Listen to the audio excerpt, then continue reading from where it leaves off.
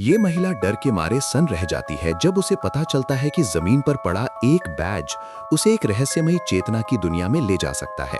लेकिन वो मुश्किल से 2 कदम ही चल पाती है कि उसका माथा असली दुनिया की दीवार से टकरा जाता है। वो तुरंत होश में आ जाती है और समझ जाती है कि उसके हाथ कोई अनमोल चीज लग गई है। सुनहरे बालों वाली लड़की जल्दी से उस बैज को एल्यूमिनियम फॉइल में लपेट देती है और घर जाते समय गाड़ी में बैठकर उसे ध्यान से जांचने लगती है। वो उत्साह में अपने पिता से उसे छूने के लिए कहती है, लेकिन कुछ भी नहीं होता। इस पर पिता को शक होता है कि उनकी बेटी ने शायद कोई नशा कर लिया है, इसलिए उसे भ्रम हो रहा है। लेकिन लड़की उनकी बात नहीं मानती और दोबारा बैज को छू लेती है। कुछ ही देर में पिता उससे बैज छीनकर अपने पास रख लेते हैं। आधी रात के करीब लड़की चुपके से पिता की दराज से बैज निकाल लेती है और आसपास की दुनिया को फिर से देखने की कोशिश करती है। सामने एक हाईटेक शहर को देखकर वो उत्साह में आगे बढ़ती है, लेकिन अचानक एक अदृश्य ताकत उसे आगे बढ़ने से रोक देती है। वो धीरे धीरे दाईं ओर सड़कने लगती है। उसे लगता है कि शायद रास्ता मिल गया है, लेकिन अगले ही पल वो नीचे की ओर बुरी तरह गिर पड़ती है। अब उसे समझ आता है कि वो चेतना की दुनिया में तो थी, लेकिन असल में हकीकत और दूसरी दुनिया के बीच भटक रही थी। बैज का असली रहस्य जानने के लिए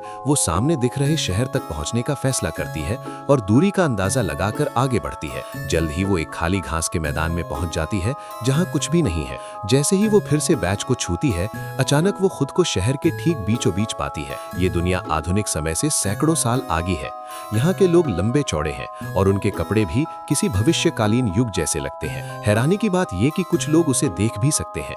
वो उत्साह में एक उड़ने वाली मेट्रो में सवार हो जाती है।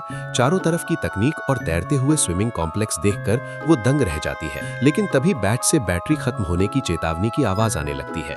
जैसे ही वो मेट्रो से उतरती है, उसे महसूस होता है कि उसका शरीर आगे बढ़ने में असमर्थ हो रहा है। पास खड़ा एक अंतरिक्ष यात्री उसे बाहरी अंतरिक्ष की यात्रा का निमंत्रण देता है, लेकिन जैसे ही वो अंतरिक्ष यान में चढ़ने वाली होती है, वो अचानक वापस वास्तविक दुनिया में लौट आती है। इस बार वो खुद को झील के बीचों बीच खड़ा पाती है।